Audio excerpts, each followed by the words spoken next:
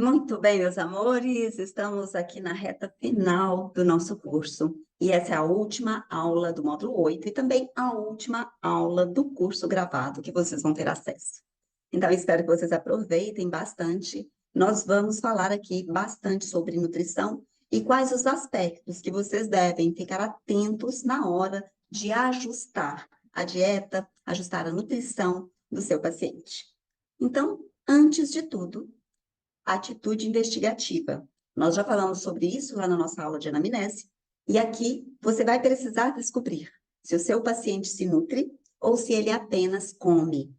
A pessoa que apenas come, apenas se alimenta, nem sempre ela está bem nutrida. E nós sabemos que nós não nos nutrimos apenas de alimentos. Isso é bom compreender, principalmente pelo olhar da medicina integrativa. Aquilo que é ingerido em vários níveis importa tanto para nós. O ar, a água, os alimentos, a informação e outros nutrientes. Quando você está diante do seu paciente, você vai investigar qual o tipo de ambiente em que ele vive. Se esse ar é um ar contaminado, cheio de poluentes, se essa água tem a qualidade que ele precisa para ele realmente se nutrir também da água, ou se ele precisa fazer algum ajuste na vida dele em relação a essa fonte tão importante de nutrientes, os alimentos, que é o tema da nossa aula aqui de hoje. E a informação, como eu acabei de dizer, a informação é tudo que chega para nós pelos nossos sentidos. Então, é a absorção sensorial. Ela também importa quando nós estamos diante do nosso paciente, entender o que acontece com ele em diversos níveis, também é muito importante. Nós vamos entender com o passar do tempo, e aqui vocês já estão no lugar em que vocês já aprenderam bastante disso, que outros nutrientes também são muito importantes para que a saúde seja a regra do nosso paciente. Então, vamos lá. Essa aula é sobre nutrição, e a primeira coisa que eu quero deixar para vocês como um reforço, porque eu sei que vocês já sabem disso nessa altura do campeonato. Cada paciente é único, pode não responder da mesma forma a um plano alimentar específico em momentos diferentes, ou da mesma forma que outros pacientes. Plano alimentar é personalizado dentro da medicina integrativa. Cada um tem o seu. Então, mesmo aqui, nós vamos falar sobre alimentos que não são bons em geral, alimentos que são inflamatórios, né? Alimentos que são processados, ultraprocessados, vamos falar sobre tudo. E isso vai ter que, de alguma forma, ser ajustado para cada paciente, ok? Primeira pergunta que você vai ter dentro de você é se esse paciente está consumindo um alimento ou se ele está consumindo um produto alimentício. Você vai pensar que alimento é tudo aquilo que vem direto da natureza e produto alimentício já é outra coisa. O alimento tal qual encontramos na natureza pode ser também chamado de alimento in natura. Ele vem completamente natural, sem conservantes, sem aditivos, sem corantes, sem espessantes, sem produtos que interfiram na validade desse alimento. Ou seja, tudo é fresco. Se você vai a uma frutaria e vai comprar alguma coisa lá, você sabe escolher e dizer: esse alimento está passado, esse alimento não dá para consumir, ele está fora da validade, pelo olhar, pelo toque, pela percepção. Então, quando nós estamos falando de alimento in natura, nós estamos falando de alimentos frescos. O produto alimentício, por sua vez, é aquele que sofreu uma interferência e, por causa disso, foi modificado. Ele não é mais aquilo que ele já foi um dia. E ele tem maior durabilidade. Se ele dura mais tempo, ele tem algum aditivo relacionado a essa durabilidade. E nós vamos encontrar que o produto alimentício, ele tem categorias. Ele pode ser minimamente processado, ele pode ser processado, e ele também pode ser ultraprocessado. Então vamos lá, vamos estudar um pouquinho disso, porque é importante você saber o significado de cada um desses processos pelos quais os alimentos industrializados passam. Aqueles que são minimamente processados, eles passaram por um processo de moagem, ou de limpeza, desidratação ou pasteurização. Aqui nós vamos encontrar poluentes, porque quando o alimento ele é limpo de alguma forma, ele vai precisar de ser adicionado a ele alguma. Vai ser necessário adicionar a ele algum detergente, alguma coisa que realmente limpe esse alimento. Nós temos como exemplos o arroz, muitas vezes é usado arsênico na limpeza do arroz, o feijão, as farinhas em geral, elas são moídas, o leite, que geralmente é pasteurizado, e as frutas secas, que em geral são desidratadas. Então, são alimentos processados, mas de forma mínima. E aqueles alimentos que sofrem um processamento um pouco maior, e aqui vai ser o processamento intermediário, eles recebem um aditivo para durarem mais, ou então para se tornarem mais saborosos, como é o caso da adição do glutamato monossódico. O glutamato monossódico, ele traz aquele sabor que a gente já conversou lá atrás, o sabor umami, e esse sabor torna tudo mais gostoso. Exemplos são as conservas. Palmito, cenoura, ervilha, azeitona. Você vai encontrar esses alimentos nas latas ou vidros submersos em uma solução salgada, com a intenção de ter maior durabilidade. Nós temos também as latas ou potes de frutas em caldas. E aqui, nesse caso, o conservante é o açúcar. Então, esses são exemplos de alimentos processados. Os alimentos processados são fórmulas produzidas pela indústria.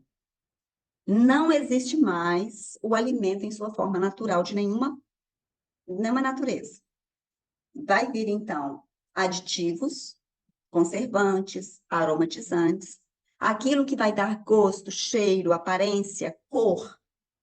E nós vamos encontrar, então, aonde, né? Quais são os exemplos de ultraprocessados? O macarrão instantâneo, as salsichas, todos os embutidos, a gente pode falar aqui, pizzas, hambúrgueres, balas, chocolates, refrigerantes, biscoitos, bolachas recheadas, salgadinhos, sorvetes. Então, lembre-se que são alimentos que não são naturais. Eles são ultraprocessados e eles trazem em si uma bagagem inflamatória muito importante. Bom, já que a gente está falando em nutrição personalizada, é bom a gente trazer o conceito de nutrigenômica, porque esta é a ciência que explora a forma como as diferenças genéticas individuais desempenham um papel no como um indivíduo responde à dieta.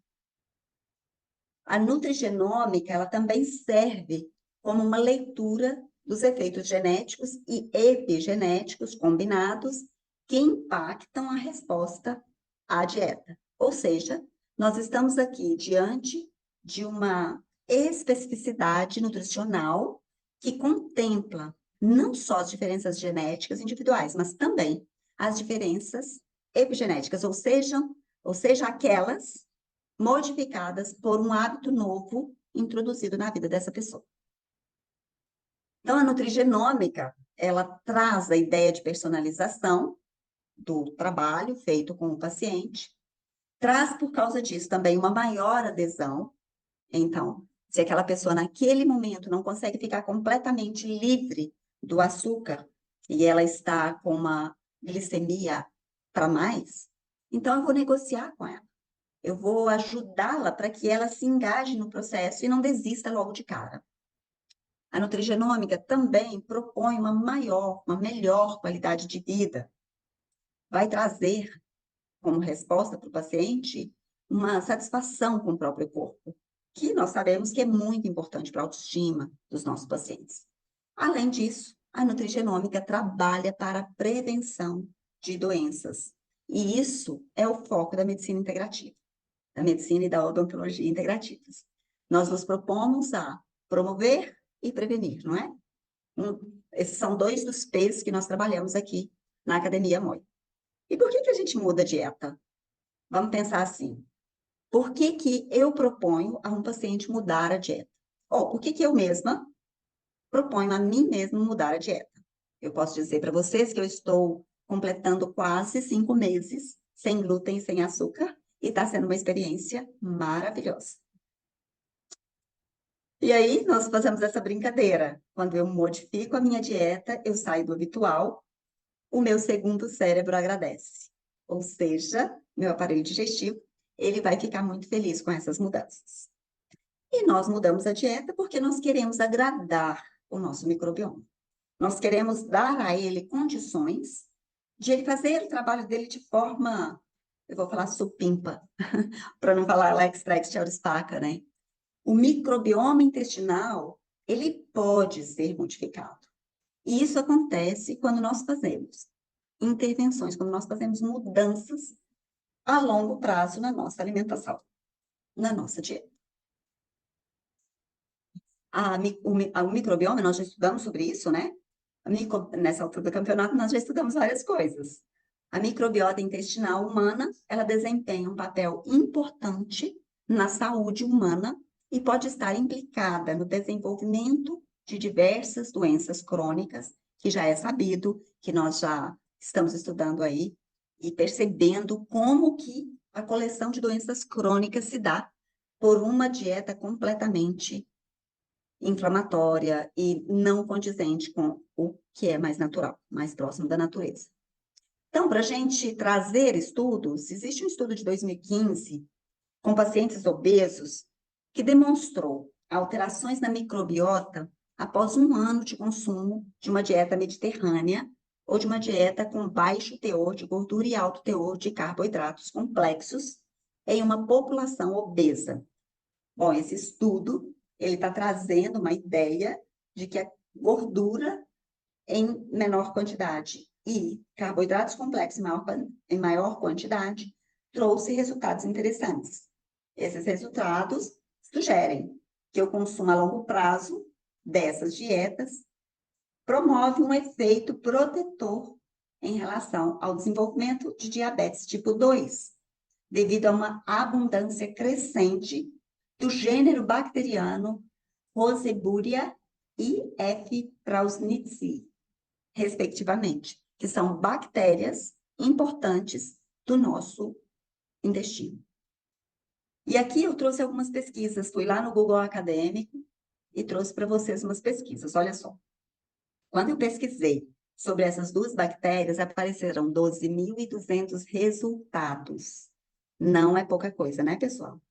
Olha só, nós temos aqui uma redução no butirato, produzindo espécies Roseburia spp e Fecalibacterium prausnitzii, está associado com uma progressão da doença crônica renal. Então, o que eu estou trazendo aqui? Que quando existe uma redução do butirato produzido por essas bactérias, isso está associado a um maior, desculpa, gente, eu falei, não, é isso mesmo, a uma maior frequência de progressão de doença renal crônica, ok? A mesma pesquisa aqui embaixo, só que é relacionada com a desbiose. Nessa pesquisa está dizendo uma baixa de produção de butirato por essas espécies bacterianas, né? Definem a desbiose em pacientes com colite ulcerativa. Então, aqui, colite ulcerativa relacionada com a diminuição da produção de butirato. E, por fim, a associação entre essa bactéria do nome grande e fibras dietéticas na fermentação do cólon em sujeitos humanos saudáveis. Então, como é, né, que a fermentação e, ao mesmo tempo, a presença dessa bactéria interferem na saúde humana? Aqui, só para vocês terem uma ideia, a nossa intenção não é falar sobre microbioma agora, mas só para a gente contextualizar a importância desse cuidado com a alimentação que favorece essas colônias importantes.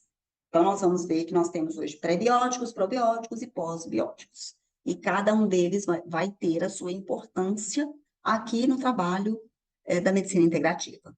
Então, exemplos de prebióticos são os alimentos ricos em fibras, exemplos de probióticos, que são aqueles cheios de possibilidades fermentativas, né? Vamos ver cada um deles.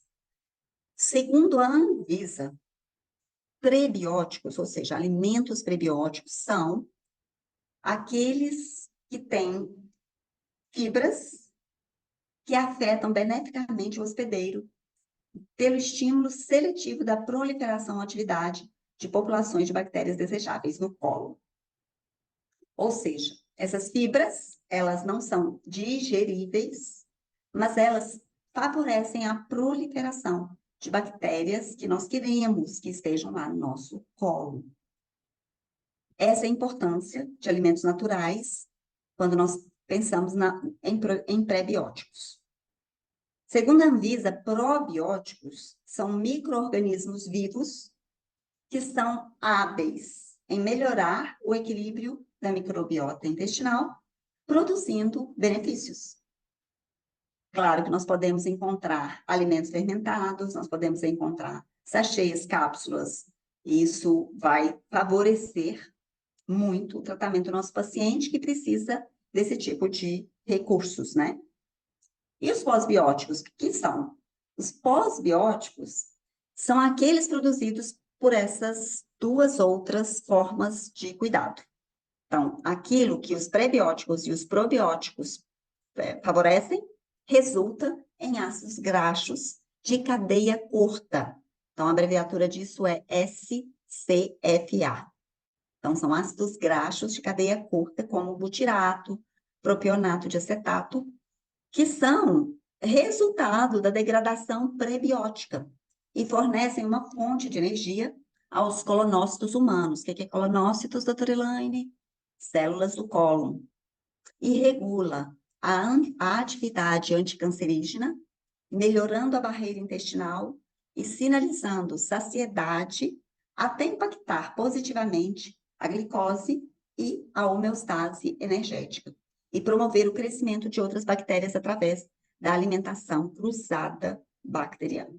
Então, existe toda uma modificação dessas colônias, e essas colônias se interrelacionam para gerar esse efeito de cuidado com aquilo, com essa barreira intestinal. Nós não queremos, de jeito nenhum, permeabilidade no nosso intestino, e por isso nós vamos trazer alimentos que impactam favoravelmente.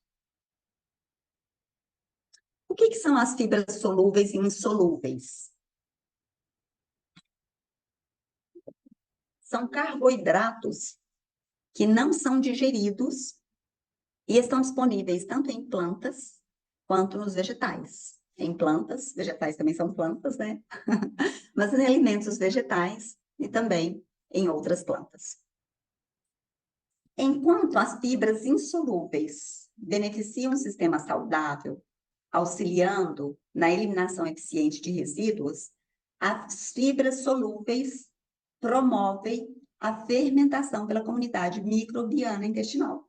Por isso que eu disse anteriormente aqui para vocês. Nós vamos ter, então, saber que vai ser a junção dos pré-bióticos e dos probióticos que vai gerar os pós-bióticos, tá bem?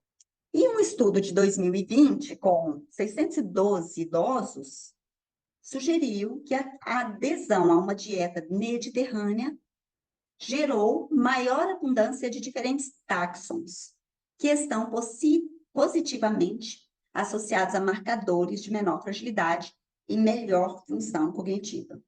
Isso se deveu, principalmente, por causa da ingestão de fibras e certas vitaminas, como a vitamina C, a vitamina B6, B9 e vários minerais. Então, tá. Nós tivemos aqui uma abundância de táxons que estão positivamente associados a marcadores de menor fragilidade e melhor função cognitiva. Qual é o idoso que não quer ter uma memória melhor? Então, isso aqui é argumento de convencimento para o seu paciente idoso. Quais são os benefícios, então, da dieta mediterrânea? Já que é uma dieta muito estudada.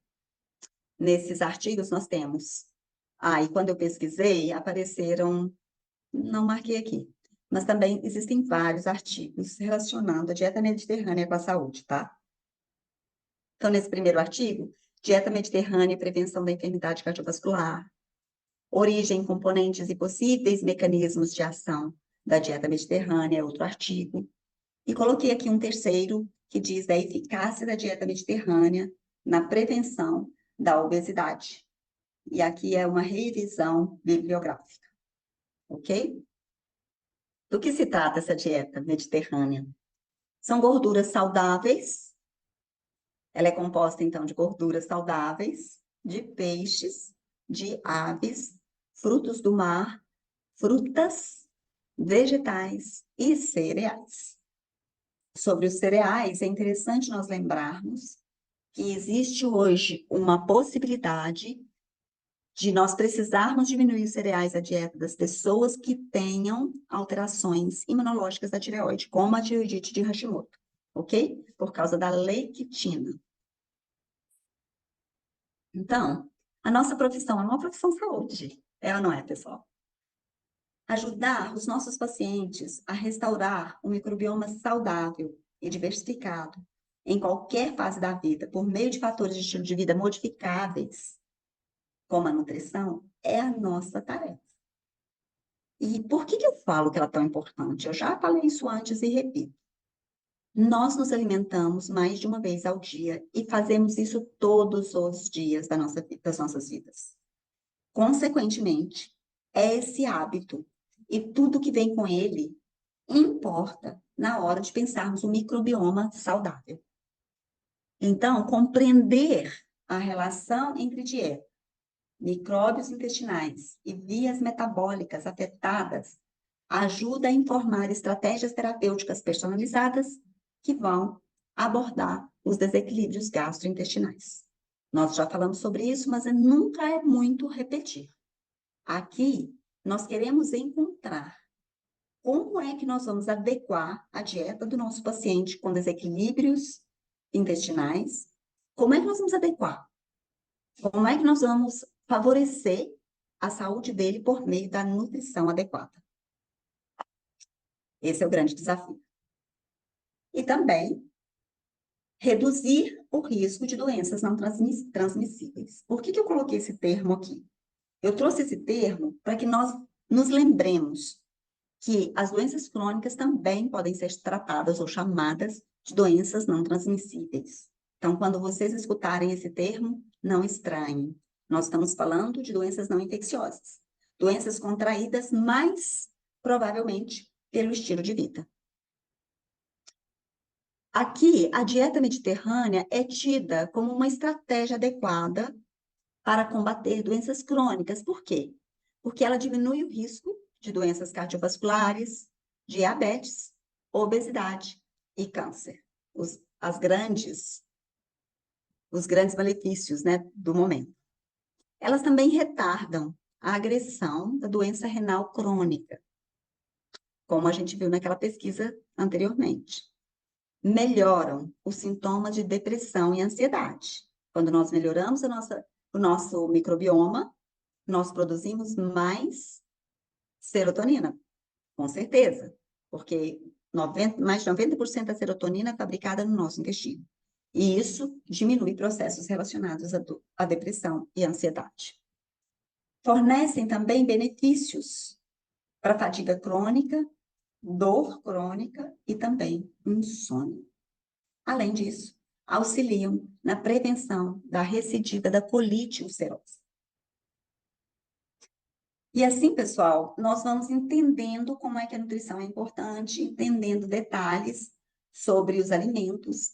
E aqui eu trouxe um pouquinho dessa diferença entre alimentos inflamatórios e alimentos não inflamatórios.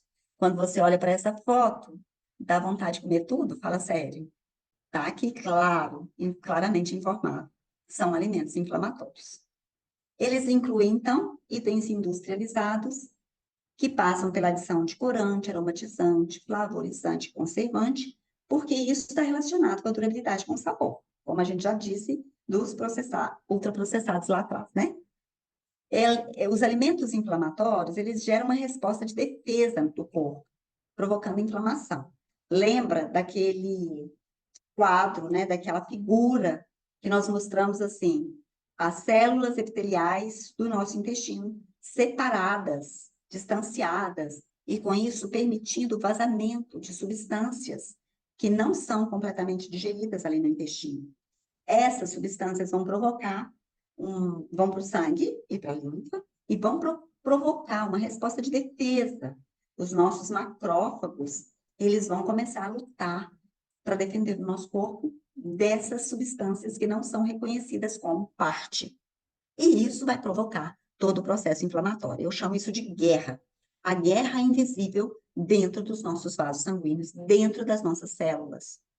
E os sintomas que vão vir, geralmente são sintomas como azia, estufamento, que é aquele abaulamento, né, do estômago, gases, inchaço no estômago, retenção de líquidos, e por aí vai. Pode haver também dores articulares, para quem é muito sensível, ou para quem está numa condição muito vata. Vata, para quem não lembra, tem que rever a aula de Ayurveda, tá bom? Também dores musculares, pode haver também crises de enxaqueca, rinites, sinusites, ou seja, muitos processos inflamatórios. Eles não vão ficar localizados lá na célula, no tecido. Eles vão aparecer com sintomas. E essa sintomatologia vem de acordo com a habilidade que cada um de nós tem de adoecer em determinadas regiões. Nós chamamos isso de tropismo. Eu tenho um tropismo muito forte para o intestino. Dessa forma, eu sou aquela pessoa que tem que se ocupar muito do que permite entrar pela boca, ok? E os alimentos inflamatórios, quais são eles? As carnes vermelhas, elas são inflamatórias, e aqui nós não estamos agora questionando se você deve ou não usar, precisa saber que elas são inflamatórias. A gente sempre costuma dizer que tudo que está em equilíbrio está mais adequado do que aquilo que está fora do equilíbrio. Os alimentos ultraprocessados são altamente inflamatórios, porque eles contêm xenobióticos, eles contêm aquilo que é estranho para o nosso organismo. Entra no nosso organismo fala, oh, gente estranha no pedaço, não posso admitir, mamãe disse que eu não posso conversar com estranhos, e aí a guerra começa. O açúcar também, ele é altamente inflamatório, as gorduras trans e as frituras. Nós vamos falar um pouco mais sobre cada um deles, tá? E fiquem atentos ao leite e ao glúten. Eles também podem ir para um lugar de altamente inflamatórios, dependendo do paciente. Aqui é a personalização que vai nos dizer. E o leite também nós precisamos prestar atenção, porque geralmente o leite que provoca maior problema é o leite tipo A1.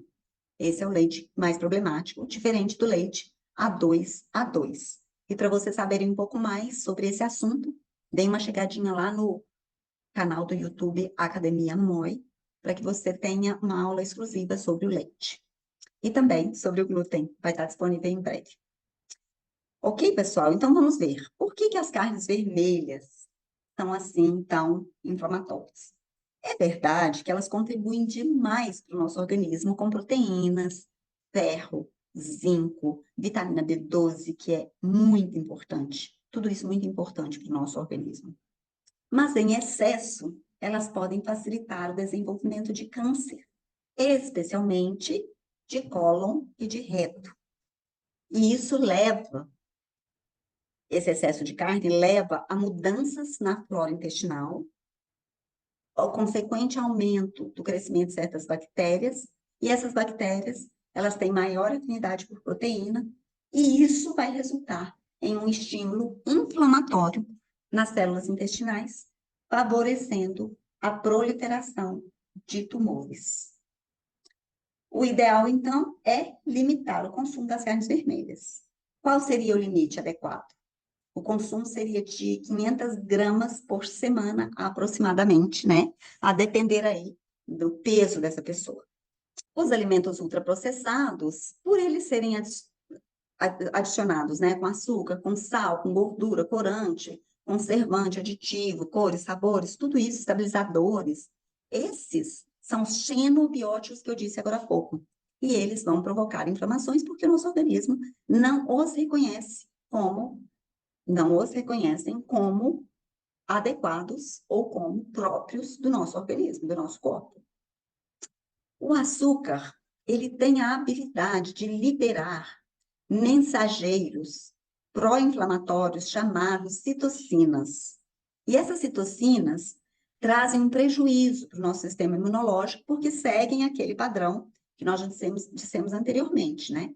Vai aumentar o padrão inflamatório e daqui a pouco vai poder evoluir, inclusive, para a proliferação celular de células indesejáveis. E aqui, atenção às panificações, porque quando eu falo de açúcar, eu não estou falando só do açúcar que eu coloco no café, eu estou falando do açúcar em todas as suas condições. Quando eu trago as panificações, é porque muitos dos nossos pacientes ainda não perceberam que o pão, o glúten, a torta, a pizza também vai virar açúcar no processo digestivo. E esse excesso de açúcar, ele vai ser transformado em triglicerídeos e vai ser armazenado como gordura no nosso corpo. Uma gordura branca, não a gordura marrom, que é a boa, mas a gordura ruim, que é a gordura branca. E vai contribuir, então, para o desenvolvimento de doenças como a diabesidade, uma doença muito atual para nós hoje em dia. As gorduras trans, elas também são altamente inflamatórias. Elas são consideradas as mais perigosas para a saúde, porque elas sofrem adição de hidrogênio e óleos vegetais líquidos. E essa composição é altamente inflamatória, aumentando em muito o risco de doenças cardíacas, diabetes, colesterol aumentado. Então, essas são as gorduras menos indicadas para se usar. Então, fiquem atentos aos rótulos. Fiquem atentos aos rótulos e condicione o seu paciente também a tomar atenção em relação aos rótulos. As frituras são, em geral, feitas com óleos vegetais de prateleira, os mesmos óleos da gordura trans, que nós falamos agora há pouco, elas são péssimas porque elas são altamente oxidadas e ricas em gorduras saturadas. Essas gorduras que também aumentam o potencial inflamatório do nosso corpo. E tudo que nós queremos fazer e ajudar o nosso paciente a fazer é reduzir o processo inflamatório. Então, nós vamos dar a ele o máximo de antioxidante, o máximo de informação anti-inflamatória. É isso que nós desejamos. E nós vamos reduzir essa inflamação alimentar, reduzindo, claro, os alimentos pró-inflamatórios, aumentando os alimentos anti-inflamatórios, e lembrando aqui que o sedentarismo piora em muito a inflamação. É importante trazer, junto com a condição alimentar, a condição de atividade física para esses pacientes. É importante também investir em alimentos ricos em nutrientes, como vitaminas, ômega 3, polifenóis, carotenoides e flavonoides, que estão presentes nas frutas, nas verduras e também nos óleos de qualidade. Esses alimentos reduzem a produção de substâncias que estimulam a inflamação no nosso organismo, como é o caso das citocinas, que eu falei agora há pouco, e também das prostaglandinas, que estão relacionadas ao desenvolvimento da diabesidade, das doenças cardiovasculares, da síndrome metabólica e também das doenças tumorais, ou seja, o câncer. Temos um monte de exemplos aqui de alimentos anti-inflamatórios, e são lindos e também deliciosos, e muitas vezes nós não vamos na direção deles quando queremos nos dar um presente alimentar, não é? E além de tudo, ainda temos especiarias maravilhosas, deliciosas e também coloridas de forma natural, que favorecem em muito a nossa saúde. Fiquem muito ligados, muito atentos, não só aos rótulos dos alimentos do supermercado, mas também às bulas de medicamentos. Eu estou trazendo aqui para vocês um exemplo de uma bula que deixa a gente de cabelo em pé. Eu vou lá e tiro todo o glúten do meu paciente, porque eu percebi que ele tem uma intolerância importante, uma sensibilidade digna de nota. Eu tiro todo o trigo dele, mas para aumentar a vitamina B12, eu recomendo o citoneurin. E aí, lá na bula, está dizendo dos recipientes. Quais são os recipientes Olha lá, tem trigo, aham, tem farinha de trigo, tem lactose e tem talco, além de ter sacarose. Ou seja, não é um medicamento ou um suplemento mais indicado para o nosso paciente. O talco, ele é semelhante ao asbesto, que provoca uma doença muito grave nos pulmões, porque a absorção de asbestos é irreversível, de asbesto é irreversível. Então, se eu estou dando para o meu paciente uma dieta sem trigo e ele toma citoneurim, eu estraguei a dieta dele. Essa atenção é muito importante. E para que você, enquanto aluno MOI, esteja sintonizado e sincronizado com a importância de você falar uma língua única, de você ser coerente com o seu discurso, ok? E aqui nós finalizamos essa aula dizendo para vocês que vocês têm um material muito legal, que é o Vegama. O Vegama é um livro que eu escrevi e que traz um detox muito legal. Porque apesar de ele ter que ser feito em casa, a pessoa mesmo tem que providenciar tudo, porque, na verdade, é muito complexo comprar isso pronto, não vai achar. Apesar disso, ele é muito fácil e não pressupõe jejum. Muitas pessoas não podem com jejum, ou outras não gostam de jeito nenhum do jejum. Então, a oportunidade de você aplicar esse detox aí no dia a dia dos seus pacientes e depois dar o feedback aqui para nós da MOI, para que a gente perceba o quanto que isso ainda favorece as pessoas. Eu tenho uma casuística com os meus alunos anteriores, mas eu gostaria de ter uma casuística agora, mais recente, ok? Então, meus amores, um beijo no coração de vocês. Espero que vocês tenham apreciado não só essa aula, mas também o curso como um todo, e que vocês tenham uma prática no dia a dia muito, muito grandiosa. Que ela traga para você não só resultado, mas também renda e rendimento. Merecemos, não é?